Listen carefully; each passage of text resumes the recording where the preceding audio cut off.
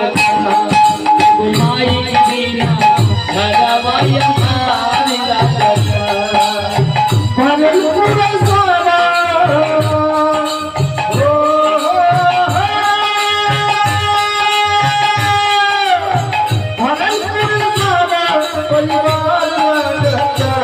परिवार लगता माई बिना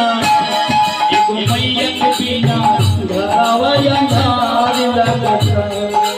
मायन बिना घरवा अंधार लगता अंधार लगता अंधार लगता